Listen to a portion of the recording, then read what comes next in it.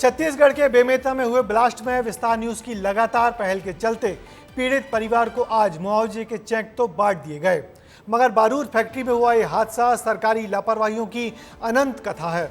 धमाके में मारे गए मजदूरों के ना तो अब तक शव मिले हैं और ना ही हादसे के बारे में पूरी पर्याप्त जानकारी। साथ ही ना तो एफआईआर लिखी गई है और ना ही आरोपी को पकड़ा गया है। उधर प्रशासन भी हादसे से जुड़े गंभीर मसलों को छोड़ सिर्फ और सिर्फ मुआवजा बांटने में लगा हुआ है। देखिए मौके से हमारी ये खास रिपोर्ट।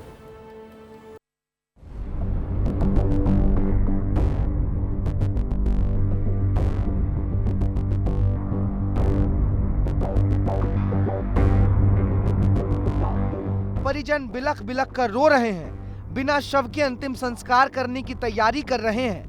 परिजनों से ना तो स्पेशल ब्लास्ट लिमिटेड के किसी प्रतिनिधि ने मुलाकात की है, ना तो अब तक कंपनी के खिलाफ कोई एफआईआर दर्ज हुई है।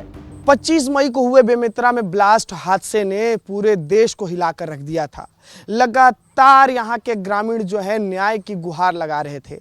आखिरकार हादसे के 5वें दिन सभी पीड़ित परिजनों को मुआवजे का चेक मिल गया। 30 लाख रुपए कंपनी प्रबंधन के तरफ से पीड़ित परिजनों को मुआवजा दिया गया, जिसमें 2 चेक, एक चेक 10 लाख का, दूसरा चेक 19 लाख का और 1 लाख कैश के तौर पर दिया गया। हालांकि किसी की मौत हो जाने के बाद उसका दुख, उसका दर्द, उसका पीड़ा तो हम बयान नहीं कर सकते, लेकिन विस्तार न्यूज़ जिस तरीके से इस पूरे कवरेज को दिखाया और पीड़ितों के साथ कंधा से कंधा मिलाकर चला, उनकी आवाज़ को बुलंद किया, यही वजह रहा कि आज कंपनी प्रबंधन को सामने आना पड़ा और 30 लाख का चेक पीड़ित परिजनों को देना पड़ा।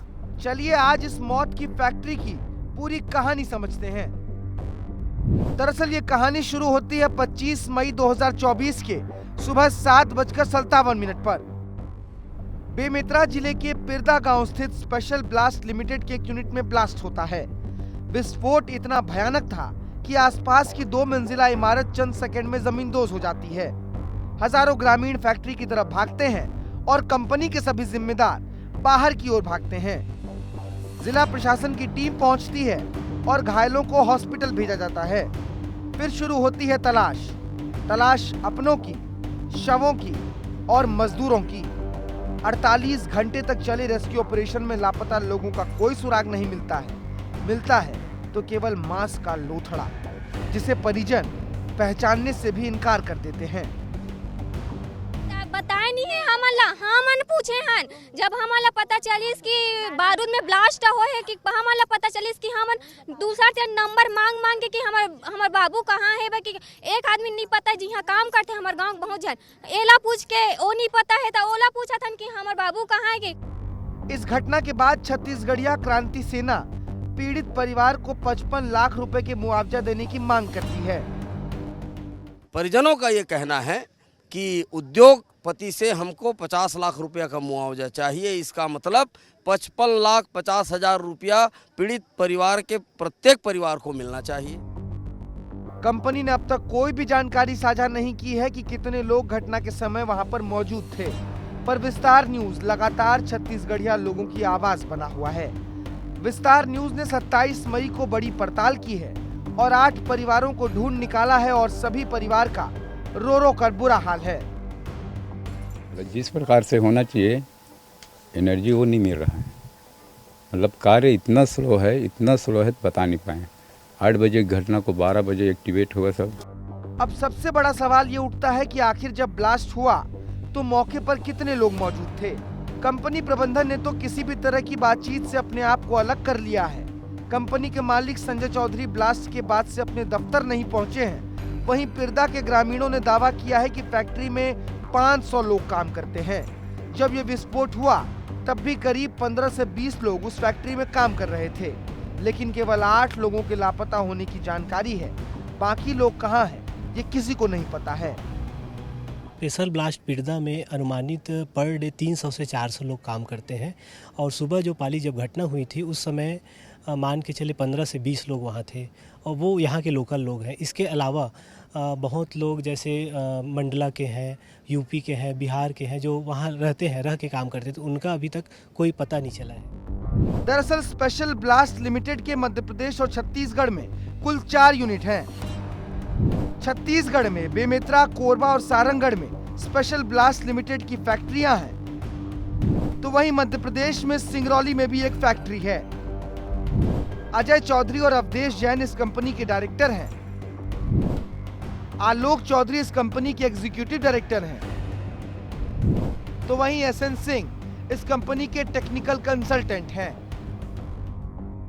इस ब्लास्ट के बाद इन लोगों के पास पहुंचने की कोशिश तो की गई, लेकिन रायपुर ऑफिस में ब्लास्ट के बाद से ही ताला लगा हुआ है।